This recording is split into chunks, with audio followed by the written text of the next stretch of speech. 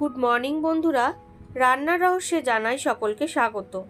আর একই স্বাদের রেসিপি প্রতিদিন নয়, হাজারেরও বেশি নতুনত্ব স্বাদের রেসিপি নিয়ে চলে এসেছি রান্নার রহস্যে। আজকে আপনাদের সাথে শেয়ার করে নিচ্ছি আমার মায়ের হাতের বানানো চিংড়ি পেঁয়াজের ঝাল চচ্চড়ি। তো এইটা আমার মা কিভাবে তৈরি করছে চলুন এবার ঝটপট দেখে নেওয়া যাক।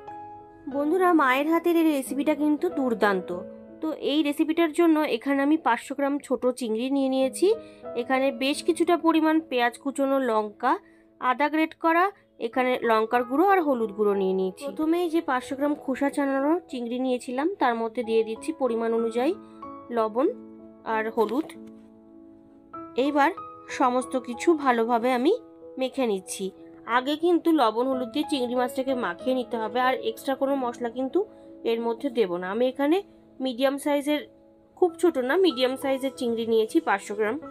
দেখুন ভালো করে মাখিয়ে নিলাম। এবার যেখানে অর্থাৎ কড়াইতে রান্না করব সেই কড়াইতে পরিমাণ অনুযায়ী সরষের তেল দিয়ে দিলাম। তেলটা এই রান্না একটু বেশি লাগবে। এবার চিংড়ি মাছগুলো পুরোটা দিয়ে দেওয়া হচ্ছে। তো দেখুন পুরোটা চিংড়ি মাছ দিয়ে দিয়েছে মা। এবার সমস্ত চিংড়ি মাছ খুব ভালো করে কিন্তু ভেজে নেওয়া হচ্ছে। তো দেখুন মোটামুটি চিংড়ি মাছটা কিন্তু ভাজা হয়ে গেছে। এবার মাছগুলোকে তুলে নেব। তো বন্ধুরা, মাছ ভাজার তেলেই মা পেঁয়াজটা দিয়ে দিয়েছে। টেকনিক্যাল প্রবলেমের জন্য ভিডিওটা ডিলিট হয়ে গেছে, বুঝতেই পারছেন। তাড়াহুড়োতে সেই ভিডিও ক্লিপসটা নেওয়া হয়নি, ভুল ত্রুটির জন্য একটু মার্জনা করে দেবেন। তো দেখুন পেঁয়াজটাকে ভেজে নেওয়া হচ্ছে। আপনারা দেখেই বুঝতে পারছেন পেঁয়াজ থেকে কিন্তু প্রচুর জল বেরিয়েছে। আর এর মধ্যে এই সময় আদা গ্রেট করাটা দিয়ে দেওয়া হলো, আর বেশ কিছুটা পরিমাণ কাঁচা লঙ্কা দিয়ে দেওয়া হলো। আদা ওখানে 1 টিস্পুন মতন দেওয়া হয়েছে, আর 1 টিস্পুন হলুদ গুঁড়ো দিয়ে দেওয়া হলো। দিয়ে এবার সমস্ত কিছু খুব ভালো করে মিশিয়ে নেওয়া হচ্ছে। আর এই পেঁয়াজের জলটা কিন্তু এর মধ্যেই ভালো করে শুকিয়ে নেব। মায়ের এই রান্নাটা কিন্তু জাস্ট অসাধারণ হয় খেতে। আপনারা অবশ্যই বাড়িতে একবার ট্রাই করে দেখতে পারেন। তো এবার পরিমাণ মতন লবণ দিয়ে দেওয়া হলো। লবণটা দিয়ে ভালো করে এবার মিশিয়ে নেওয়া হচ্ছে। আর জলটা কিন্তু এই কড়াইতে কিন্তু মরিয়ে নেওয়া হবে পেঁয়াজের জলটা। দিয়ে দেওয়া হচ্ছে কাশ্মীরি রেড চিলি পাউডার, ওই 1 টিস্পুন মতন।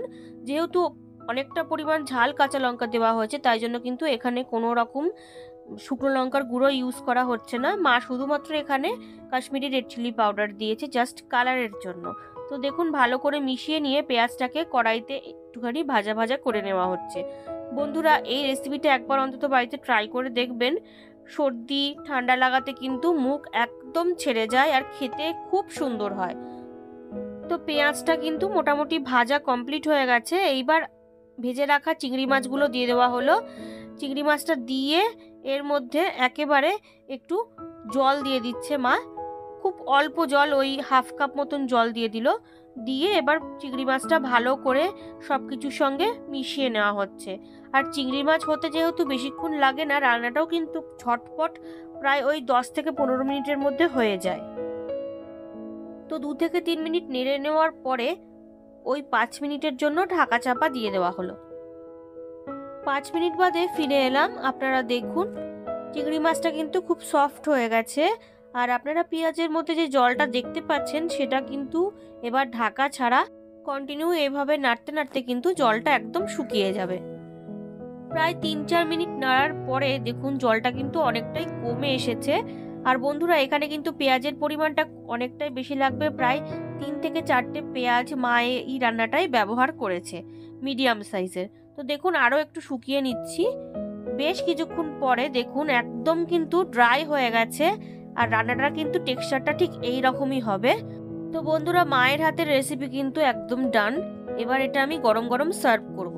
মায়ের হাতের চিংড়ি পেঁয়াজের ঝাল চচ্চড়ি একদম রেডি হয়ে গেছে। ভালো লাগলে বাড়িতে অবশ্যই ট্রাই করবেন ও টেস্টের আনন্দ নেবেন। তার পাশাপাশি লাইক, শেয়ার, কমেন্ট করতে ভুলবেন না। আর নতুন বন্ধুরা যারা এখনো পর্যন্ত আমার চ্যানেলটিকে সাবস্ক্রাইব করেননি, তারা আরও ভালো ও নতুনত্ব রেসিপির জন্য রান্নার রহস্যকে অবশ্যই সাবস্ক্রাইব করবেন। ধন্যবাদ।